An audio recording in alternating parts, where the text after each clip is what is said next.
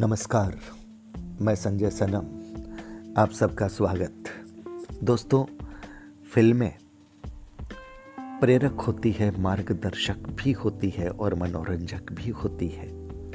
लेकिन फिल्में जब जन भावना को आहत करती है, धार्मिक परंपराओं का मजाक उड़ाती है, तब वो फिल्में नाम से ही नहीं काम से भी तांडव बन जाती है। हमारे देश में बहुत सारी ऐसे फिल्में, ऐसे वेब सीरीज आई है जिनका लोगों ने पैसा कमाने के लिए जानबूझकर विवादित दृश्य, विवादित डायलॉग डाल करके जन भावना को आहत करवाया है, आंदोलन हुए हैं, लेकिन उनकी टीआरपी बढ़ गई, उन्होंने पैसा कमा लिया और एक के बाद एक ये हुआ है। अभी हाल ही के दिनों में कुछ वर्ष पहले पीके आई थी, उसके बाद पद्मावती का संग्राम, पद्मावती में जो आंदोलन हुआ, जो आग लगी, और अब तांडव। कहने को ये नारद जी और महादेव के बीच का संवाद, लेकिन नारद जी के जो सवाल, राम जी को बीच में लाकर के जो कंपटीशन कराने की एक कोशिश महादेव और राम के बीच, और उसके बाद राजनीति पर तंज करने की कोशिश में, सरकार पर तंज करने की कोशिश में ये लोग ये भूल गए कि अगर सरकार पर तंज करना है, व्यवस्था पर तंज करना है, तो आपके पास विकल्प और भी बहुत हैं। हिंदू देवी देवताओं को माध्यम बनाकर, उनको पात्र बनाकर आप भूखमरी, सामंतवाद, इनकी बात कर रहे हैं, तो क्या यह इस देश के करोड़ों लोगों की आस्थाओं का अपमान नहीं है? बात हिंदू और मुसलमान की नहीं होती। मैं उसका जिक्र नहीं करूंगा कि इस वेब सीरीज का कथा लेखक कौन है, जिन्होंने अभिनय किया वो कौन है, क्योंकि कला कभी मजहब नहीं देखती। हिंदू कलाकार हो सकता है, मुस्लिम कलाकार हो सकता है, लेकिन कम से कम ये तो देखा जाता है जब कोई पटकथा लिखी जाती है, जब कोई निर्माता कोई वेब सीरीज या किसी फिल्म का निर्माण करता है, तो उसे उस पटकथा को हर एंगल से देखना होता है कि यह पटकथा समाज के सामने, देश के सामने क्या संदेश दे रही है। इस पटकथा से हमारे धार्मिक सहिष्णुता, हमारा धार्मिक सद्भाव, चूंकि यह भारत देश है, इसमें न जाने कितनी संस्कृतियां हैं, कितने संप्रदाय हैं, कितनी जातियां हैं, कितनी भाषाएं हैं, सबको साथ में लेकर के, सबको समाहित करके चलना होता है और सबका सम्मान करना होता है, तभी ये भारत बनता है। लेकिन ये एक साजिश है। इन्होंने नाम रखा है तांडव, और मुझे लगता है जब इन्होंने शिव जी को यानी महाकाल जी को अपना पात्र बनाया है, तो महाकाल का तांडव को उन्होंने अपने वेब सीरीज का टाइटल बनाया है। लेकिन ये भूल गए कि महाकाल जब तांडव करते हैं तो सृष्टि का विनाश हो जाता है। और मुझे लगता है इन्होंने जो काम किया है, विनाश काले विपरीत बुद्धि, इन्होंने वही काम कर दिया है।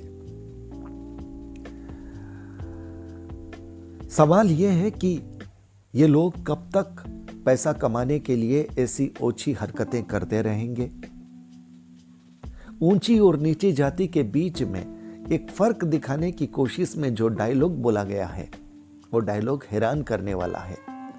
यानी जातियों के बीच में बंटवारा है। यह हिंदू धर्म को विभक्त करने की एक और गहरी साजिश है। क्या अर्थ हुआ? किसी जाति का लड़का ऊंची जाति का या नीची जाति की लड़की से डेट करता है तो उसका मायना क्या होता है? किस बात का बदला लेना चाहता है? बड़े अफसोस की बात है 21वीं सदी के भारत में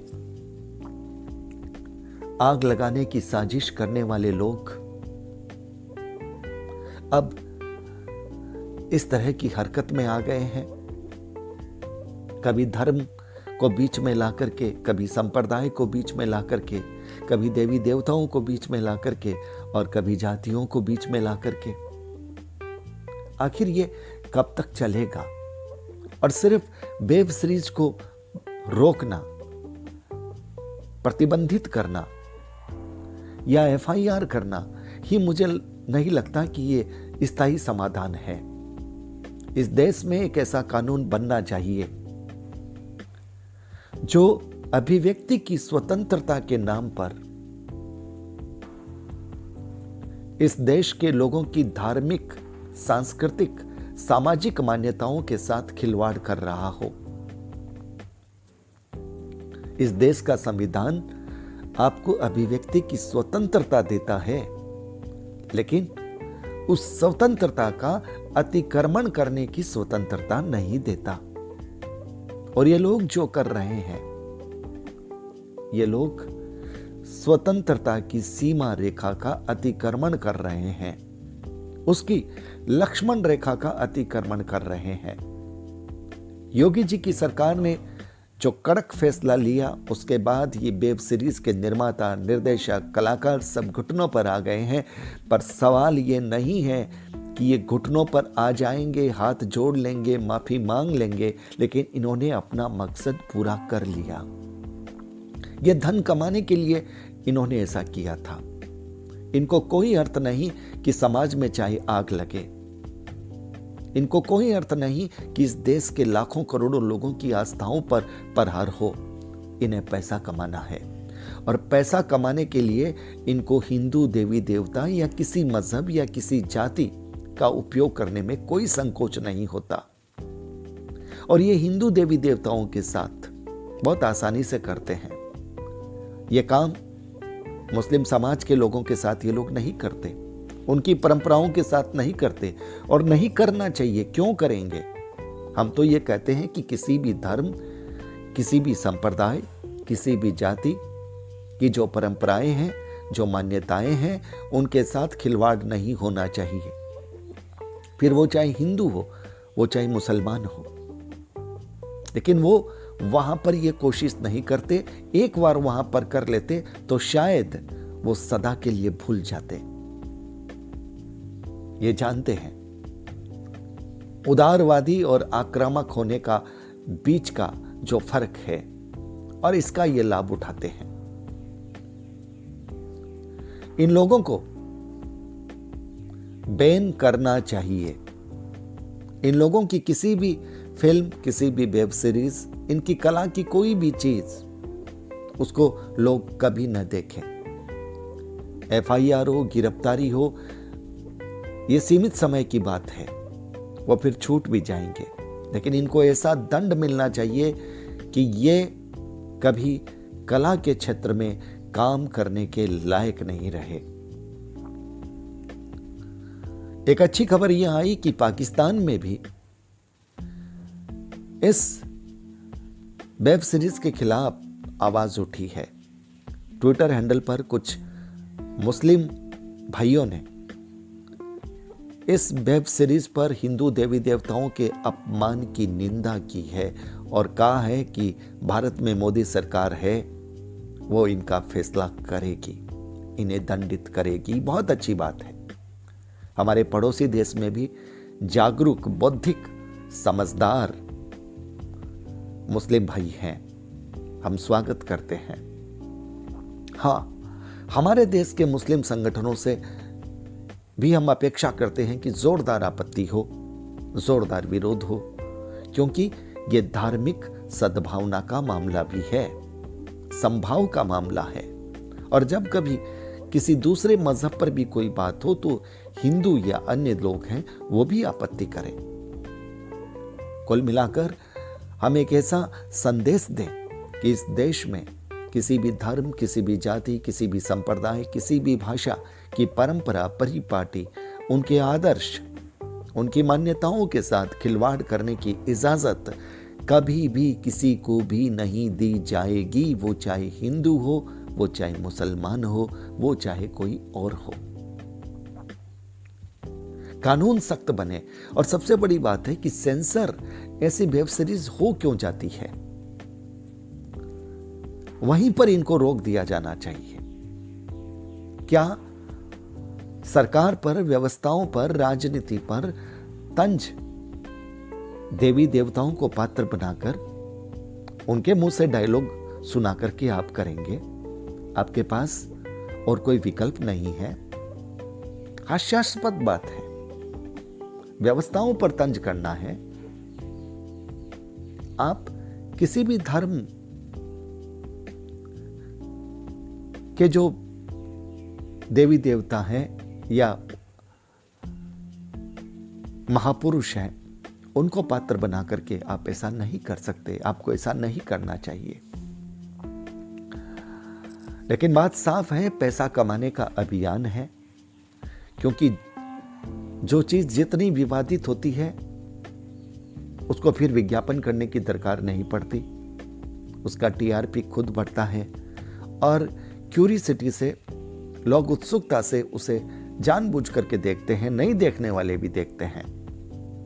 तो सबसे पहले तो मेरी अपील है कि वेब सीरीज में क्या हुआ, क्या कहा गया, ये न्यूज से जान लीजिए।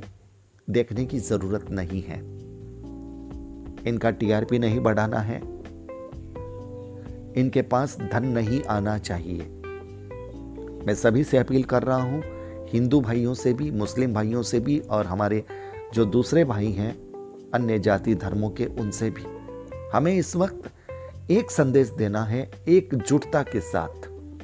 तभी हम कामयाब होंगे ऐसे लोगों के खिलाफ सख्त कार्रवाई करने के लिए।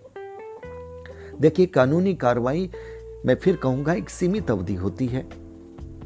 वो बेल भी ले लेंगे, जमानत पर भी आ जाएंगे और फिर शुरू कर देंगे।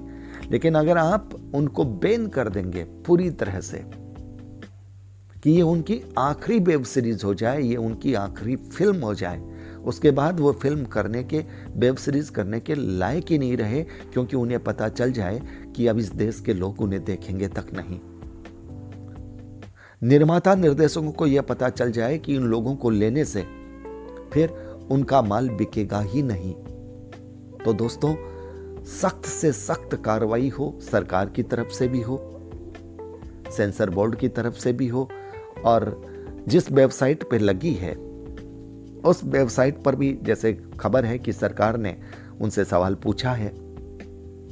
लेकिन सबसे बड़ी बात यह है कि हम सबको जागरूक होना पड़ेगा। इसे देखना नहीं है, इसे सुनना नहीं है। जो खबर के माध्यम से हमें पता चल रहा है, बस वो ही काफी है।